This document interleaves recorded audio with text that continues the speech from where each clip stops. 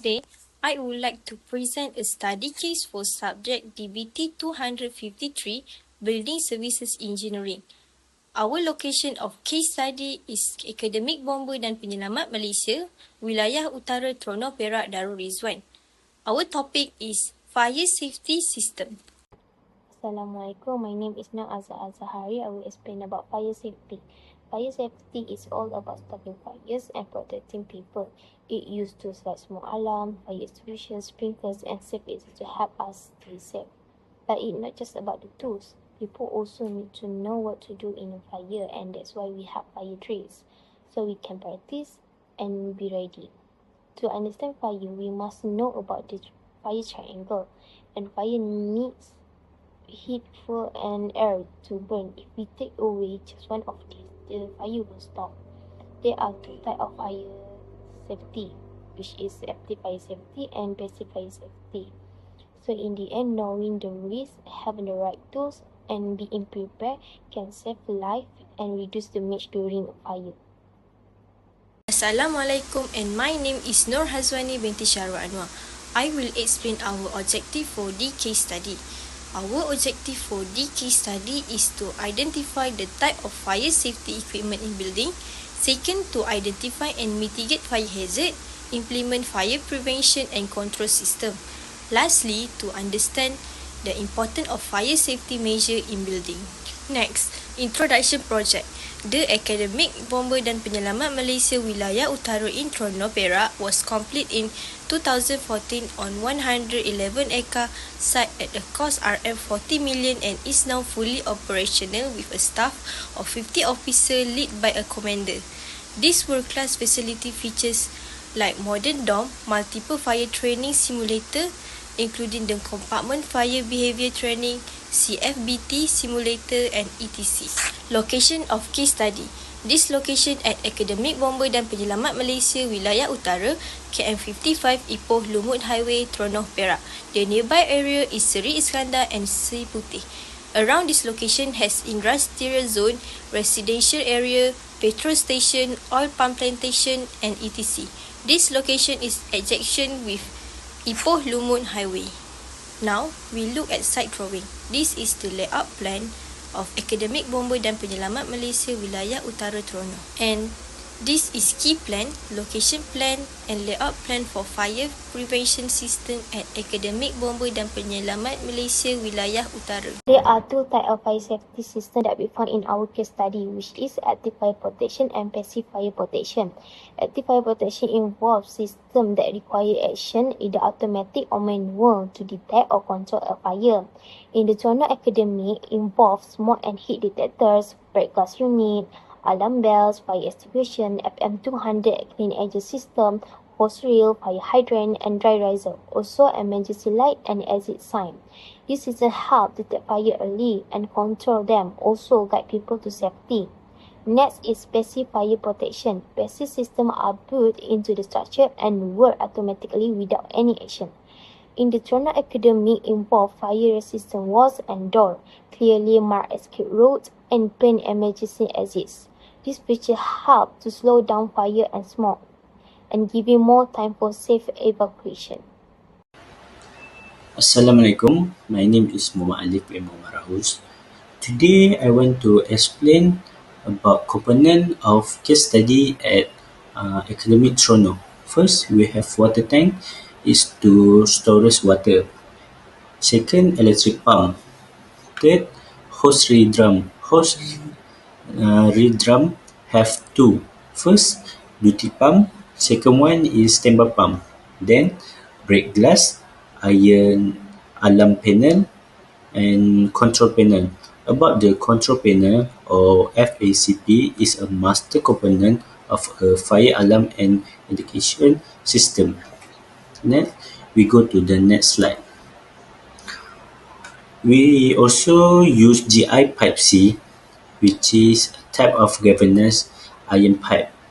Then, about the dry power fire extinguisher, have three types. First one is dry powder for class A, B, and C. Two, CO2 for electric fire, Lastly, foam for liquid. Then we go to CO2 fire extinguishing. Uh, is a system a clean system for fire extinguishing system that used for high pressure. Then about the heat detector. Delco type D103 heat detector is good for fire safety device. It seems like small detector also. Then about the clean agent system or FM200 is a fast acting agent fire suppression system that use FC227 gas. It's designed to fire through smoke or heat. Sensor triggered alarm and after a short delay release the gas to suppress the fire in under 10 seconds. The final slide for the component of case study is we have manual key switch. A manual station in NFM200 system enable a person to active gas.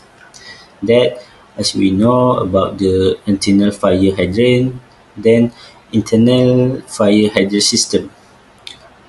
Internal or a dry riser is a vertical pipe system used in building, particularly in higher high-rise system to provide a quick and efficient method. Then we have emergency light, exit sign, and finally about the exit plan.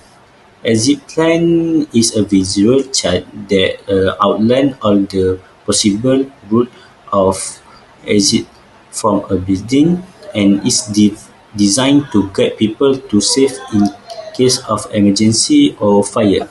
I think that's all for me for the component of case study in academic Toronto.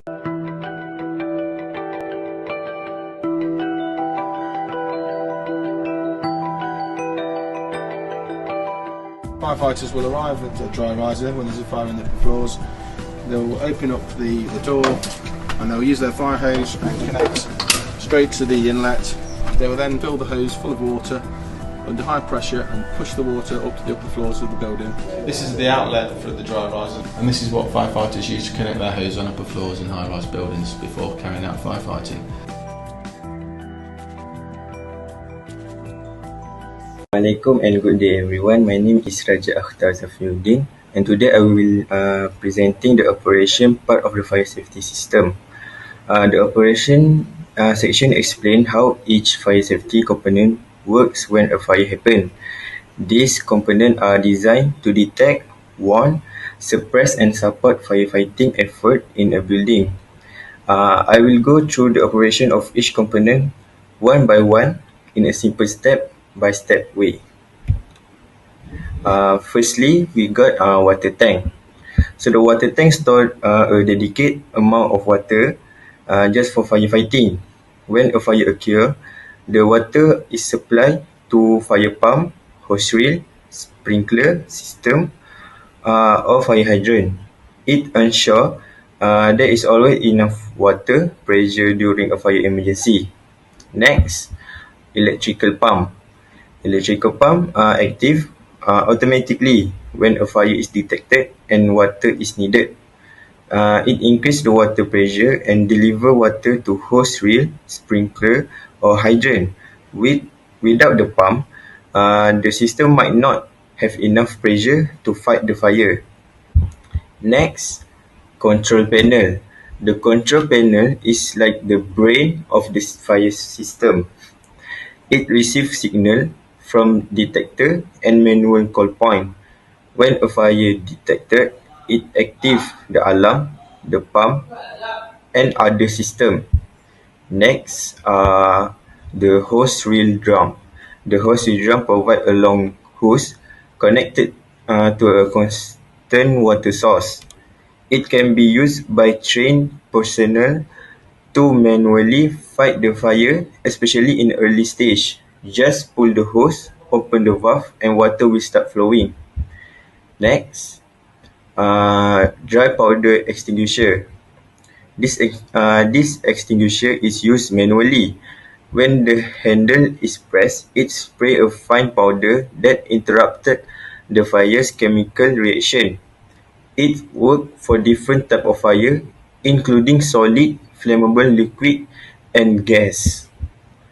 Next, we get CO2 fire extinguisher. This extinguisher releases carbon dioxide gas to put out fires. It removes oxygen around the fire and is especially useful for electrical fires. It also does not leave any residue. Next, we got heat detector. The heat detector sends high temperature in the room. When the heat reaches a certain level, it sends a signal to the control panel to activate the fire alarm. And same goes to the smoke detector. The smoke detector sends smoke particles in the air. Once smoke is detected, it sends a signal to the panel and the fire alarm will sound. This helps in early detection of fire.